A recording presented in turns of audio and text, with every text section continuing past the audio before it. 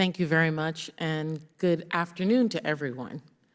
Postmaster General Brennan, I'm pleased that you're here before the Oversight and Reform Committee to discuss the current financial conditions of the Postal Service.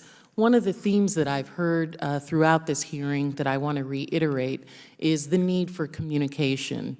Over the past 2 years, I've had several correspondents and was grateful for an in-person meeting with Deputy Postmaster Stroman. But there have been times when your leadership team and others have not been as responsive to my office, and I assume other offices as well, with regard to systemic issues within the Postal Service. I'm grateful for the opportunity I have now to have this conversation with you in a public hearing, but I can understand that, and I'm concerned because I have been sitting on oversight since I came to Congress, and if it's difficult for me to be in touch with you, I can only imagine with my other colleagues who do not have direct oversight over the Postal Service, the kind of communication that they have with your office. So as I hear other colleagues speaking, I think that's something that really needs to be addressed, this notion of being able to communicate and getting information back and forth. I wanted to talk with you about some issues that I have noted and want to get your opinion on. In the Virgin Islands, of course, after what we've gone through in 2017 with 2 hurricanes, one of the things I'm concerned with the growing number of natural disasters in this country and the issues that we had with regard to getting mail and communication directly to the islands, is that we are now just 2 weeks away from the 2019 hurricane season. And over the past 2 years, and looking back on what has been done and what worked and what didn't work, can you tell me what steps the U.S. Postal Service has taken to improve its preparedness for natural disasters, especially hurricanes, tornadoes, and such throughout the country? Yes, if I may address your first comment. I am Sure.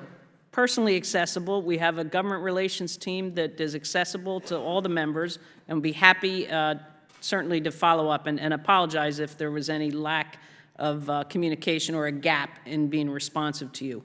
In terms of preparation, as you would imagine, we have incidents that occur every day throughout this country. So we have continuity of operation planning that we do, emphasis on protecting people, product, and property, and the same in the Virgin Islands. And I know the devastation that occurred, we responded by adjusting our transportation. We chartered planes to bring volume into and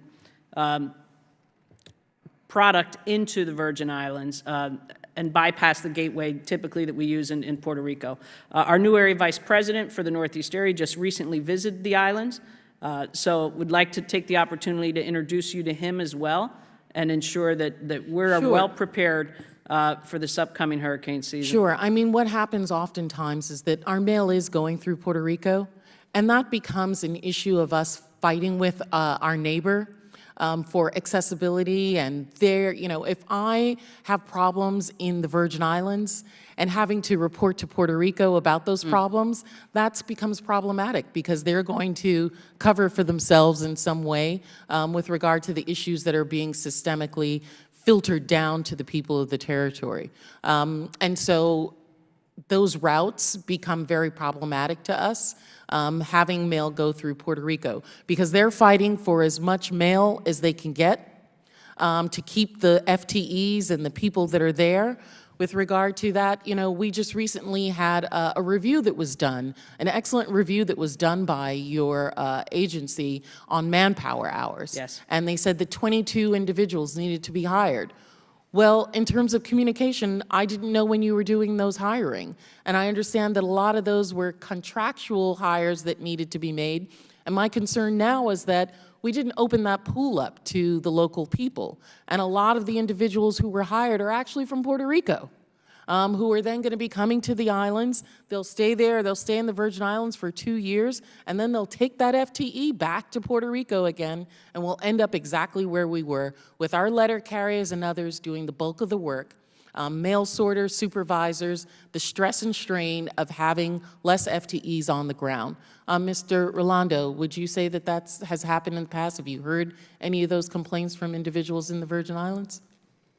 It's been a while since I've been down there. Went out down there to check on the employees right after the hurricane, and there were some staffing issues at the time related to what you're talking about. I don't know if it's been corrected or if it was directly related to the storms, but. Yeah. But I would just say, as I hear throughout all of this, is that we want to be a part of those plans. We want to be a part of those discussions. I know that you have bureaucracy and you have regs that you're dealing with, but there are individuals that are sitting here on this committee who want to make this work, not just for our constituents, but for you as well, because the people who work in the post office are people that we deal with every day, whether they're family members or individuals. And so if that communication can work a little better, that would be helpful. Absolutely commitment to that. And we recognize that the churn, if you don't have a labor pool that you identify from the island. So point taken. Thank you. Thank I you. yield back. Thank you for your indulgence, Mr. Chairman.